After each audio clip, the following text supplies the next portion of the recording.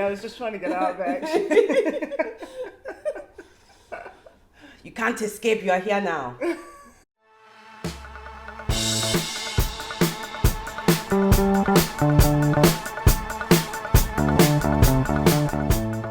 So, and could you tell me just something, a bit about your background, as in, firstly, I know you studied art at university, right? I didn't actually. Didn't, That's where it starts off being. Okay. I've got a bit of a strange Okay. background. I think that maybe my form of rebellion was to not study fine art. I come from a family that my father was a painter and his partner was a painter, and so I don't know. It just wasn't something that I really thought I was going to study. So I ended up doing something equally useful and employable, like philosophy. Ooh. So I studied philosophy. I specialised. I loved aesthetics. I always loved painting. I did art history course when I was at university. I ended up doing a master's in cultural theory and policy. Oh. And then I worked in curation. So I've got a kind of strange background, lots of different paths. You worked in curation? Yeah, I worked for the Barbican Art Gallery really? In the curatorial department for a couple of years. And then I decided to go and move and live in Madrid. And then I lived in Barcelona. So I've done lots of different things. And my journey as a painter is something that, actually, no, as a painter, I think it started with all of that, because I've always been passionate about painting. I thought, although I hadn't studied it at university and it wasn't something that I thought, this is what I'm going to do, it's always been my passion. And so I kept going round and round and round about it. So kind of with the curation, I always worked on painting shows, and then even when I was studying, I did art history courses and studied aesthetics and loved that part of things. When I was doing my masters, I went and did my kind of end of year project at the Council of Europe exhibition series. So it was the art exhibitions that the Council of Europe organises. So it was always around painting. It was always around art, but specifically painting. And so my journey as a painter myself started, it's still in the grand scheme of things relatively recent, because I started painting about 6 years ago. What kind of precipitated that decision? I don't know. I think I'm a bit slow. Because lots of people around me, then, or kind of serendipitously, things happened for me to realise that lots of people who were very close to me knew that that's what I should have been doing. And for some strange reason, I hadn't quite got there yet. I don't know. I suppose that you have to be ready to do the things that you do when you do them. Yeah. And I think, though, everything that I did until then feeds into what I do. And I think that the way that I paint and the way that I approach painting and the ideas that I have behind why I want to be painting a certain painting is very influenced by the whole of that kind of slightly crazy, going from one thing to another, yeah, and then living in another country, and then... So, I mean, technically, you're excellent. So how did you take a course, or did you teach yourself? Well, that's one of the things that you realise, and I suppose that's one of the things that you talk about. It's like when you realise that what you want to do is figuration, and you have a clear idea of the things that really get you going with painting. Like, everyone has their own interests, but the things that kind of got me excited in painting of other painters required a certain technical language that I suddenly realised that I just didn't have it. Did so many different things. I did a lot through reading, a lot through looking at paintings. And again, it's really interesting. I've been looking at paintings all my life, but there's something that clicks and changes when you start looking as a painter. And there's something really interesting that suddenly the paintings become teachers and not just something that you think is wow, but they actually start teaching you. And then I was lucky, I suppose. I was very, very lucky to coincide in Madrid with someone who I did classes with. I say it was lucky as well, but I kind of sought her out and I saw how she was working. She's quite a classically trained painter, beautiful draftsmanship, and I did some classes with her. We coincided in Madrid for 2 years. Then I went off to live in Barcelona and then London, and now she's in New York. So it was really, again, serendipitous that we were just there at the same time. I also have done short courses with painters that I admired their work and I thought that I could learn from them. I even did the Anatomy for Artists course at UCL, which is where you're there kind of drawing in the dissection room. Oh, really? Yeah. I don't think they offer it anymore. It'd been, I think maybe the year that I did it was the last year that they offered it. It's quite full on. I mean, it's really quite harsh. You have this sort of romantic idea of Leonardo doing his kind of dissections and drawing as he's doing it, and you kind of think, my God, he must have had a cool head to be able to do that, because it's really quite a harsh experience. Oh gosh. But things like that, I mean, just so many different things. Reading a lot, reading everything I could get my hands on.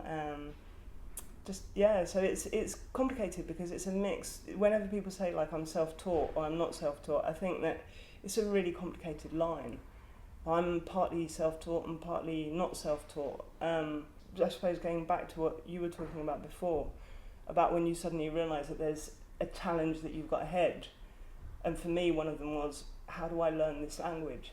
It's like another language. It's like starting from scratch and learning how to paint. And so you sort of have to build it, and you have to find the things that keep you going and be aware of your weaknesses and confront them. Yeah. Basically. So when did you get to that point of competency where you felt confident enough to say, right, I'm a professional artist now? This is going to be the kind of really honest bit. Is I don't know if you ever get there. Yeah. I don't know if you ever think that you've got that competence, and it's like, what is it that really defines? Like, if there's not a clear barrier that you suddenly wake up and think, oh, I can do it now. Yeah. Because you keep learning every single day. You're learning something new, and you're pushing new things. And once you learn something, you realise that at that door you've gone through, and you're still learning about that, but it's a whole other new set of doors open. And so at the moment, one of the things that I really want to do is start working on kind of quite complex multi-figure compositions. Mm-hmm. Now that's in itself challenging, and I'm quite excited about it, but at the same time I'm bloody petrified about it. So how are you going to approach that? Lots of different ways, going back to teachers, going back to looking at paintings. Again, you sometimes go into a museum and you're looking at hands. Again, I'm talking about painting. It's very specific to painting. There's so many different forms of art, but you go in and you look at hands, and maybe now I'm not going to be looking at the hands, but I'll be looking at the way in which figures interact and how other people have dealt with compositions. I've signed up for a course that I'm doing with this amazing painter who lives in the States, but it's going to be in Madrid, and I plan to go back to where I lived for like 10 years. So having a holiday, which is going to be like a course which is 10 till 6 every day, so I'm not quite sure if it's going to be really seeing Madrid, but it'll be fantastic. And it's all about like the figure in context, and again his work has got lots of figures involved. So I think you always have to think that you're still learning and still pushing. So I don't know if you ever realise that you've got some kind of competency or not. Have you had any solo shows? I haven't, no. Group shows? Oh, actually, I've had a solo show at the end of the artist residency that I did last year. Yeah. That was a solo show. I actually did it in conjunction with my partner. We presented a project together. He's a writer. And so it was a solo show because it was the only images that were there, but there were also texts in the exhibition. That was an amazing experience as well. Okay, so you mentioned before about the challenge of the whole technical thing, and trying to teach yourself, and the steps that you took to teach yourself. Yeah. Have there been any other challenges or bigger challenges that you've had to overcome so far? And if so, how have you overcome them? I think probably the biggest challenge is myself. I'm really critical and really, really difficult on myself, and so sometimes that is a challenge in itself. It's like that, my God, you suddenly think, I can't do this. It's like, what am I doing? And then you have days where you do think, you just get involved in it and you get on with it. And I think that you have to realise that that's also got to do with personality. It's not always to do with other external things. And so when your personality is like almost your enemy because you're so critical and so demanding, that you have to sometimes just learn how to, it's not going to go away, but just like kind of put it on mute and just say, well, I'm going to get on with the work. And I suppose that for me is something that's quite difficult to deal with. Do you have any particular strategies that you use to kind of step back like that? I'd say that like sometimes I think don't come into the studio and sit down, like just start, put out a painting, and just like, because I sometimes like turn them away, so I'm not looking at them sometimes because I need to engage with them, and like sometimes I'll come back into the studio and I'll think like, I'll sit down and I'll start working on something that I needed to do, and then I think like, no, actually don't do that, just go straight to the work that you're still doing, because as soon as you put a distance between you, then all the voices come in and start saying, oh, what are you doing? Why are you doing this? And so I think for me it's really important just get going. But then it's also really complicated because I spend quite a lot of time looking at my paintings, not just working on them. It's kind of I do have that kind of reflexive process as well. And so I do need to kind of be sitting down sometimes and just looking at them and saying, what am I going to do with you then? In terms of survival, this is all you do, right? Yeah. I know that you teach as well. Is there any... For a long time when I was in Spain, I was kind of juggling with other things. I'd done quite a lot of translation. And so that's kind of work that you can do in odd bits of time, and they allow you to still carry on working on your own painting or your own practice. So I think that you kind of juggle all those things, and also coming to London for me is a bit of a kamikaze move. I mean, it's quite difficult. You've been living in Spain and London's really difficult to get by in. Leaving London, when I first left London and I'd been working in curation, I suddenly started teaching English, and then because I speak languages, I worked a little bit in international relations and in a university, and so you suddenly realise that you can like do things that aren't what are going to define you. Like before, it had been very much like kind of career there, and like, do you get a job, do you get the promotion, do you not?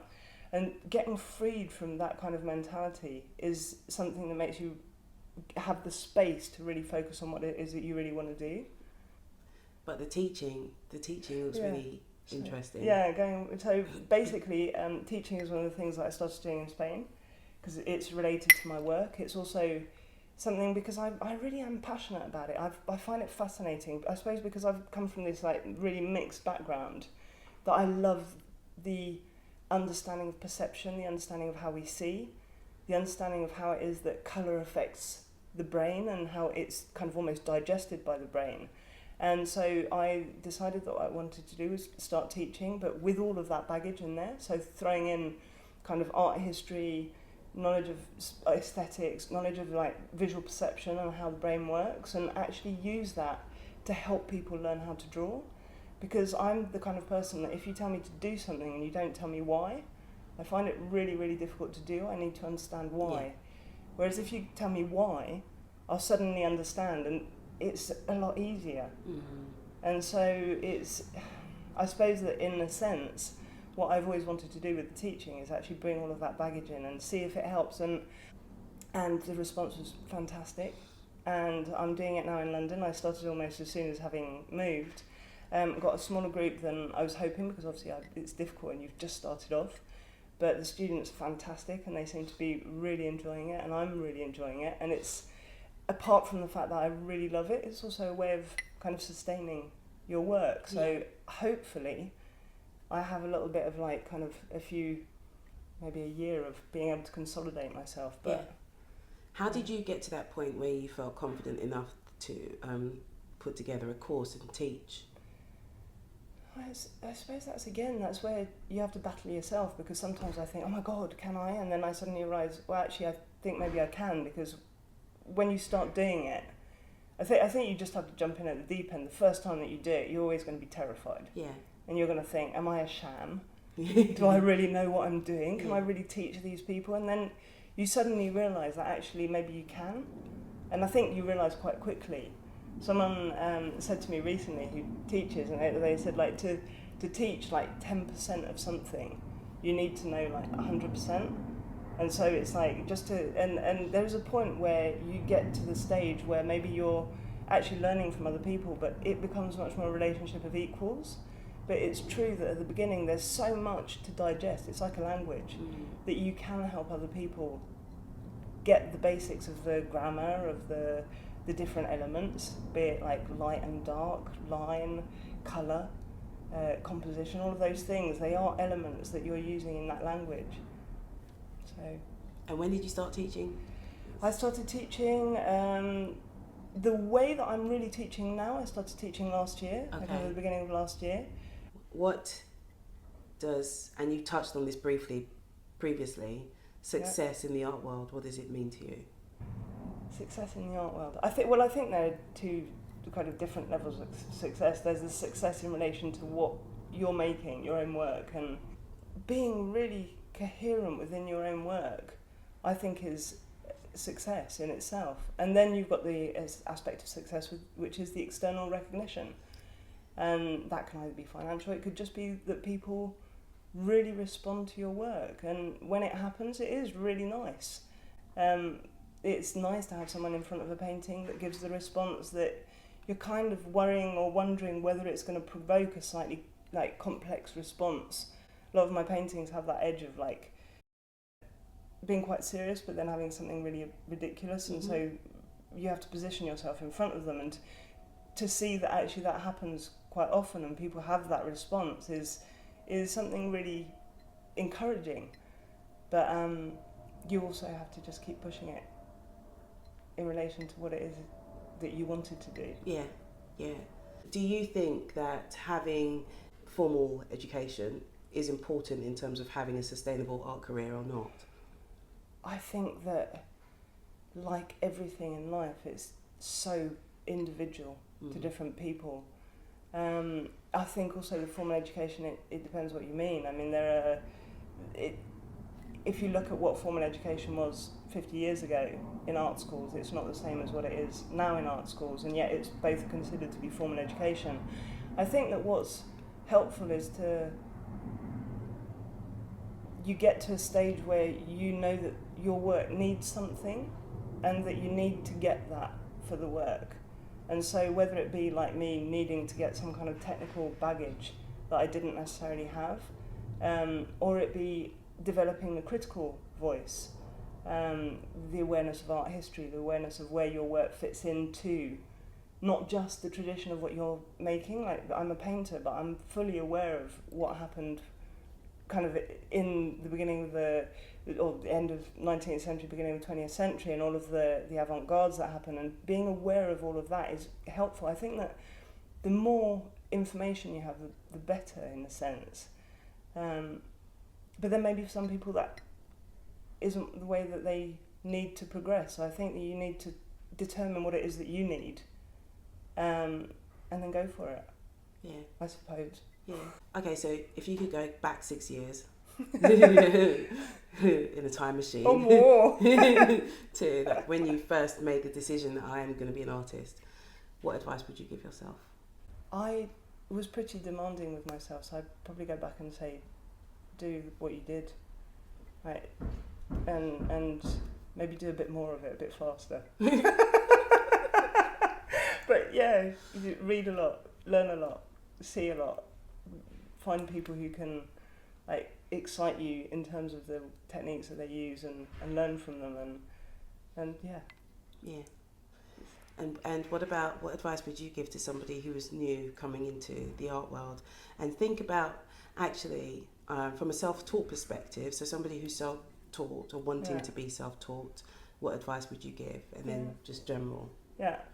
Well, again, it's like complicated because I consider myself partly self-taught and partly not. Yeah. I think that if you go in and you know that you want to be doing a certain thing, then try and find the things that are going to push your practice forward. So if you've got something that you need to learn, for example, technical language of figuration, even if then you break from it completely, I always think that rules are there to be broken, but maybe get to learn them. If it's important for your practice, do it, find the people. And that's why it's like I'm not really self-taught, because I've been lucky to have incredibly generous teachers and wonderful people who have taught me things.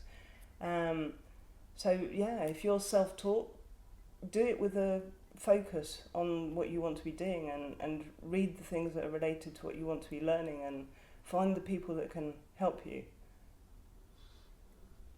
Thank you. Thank you.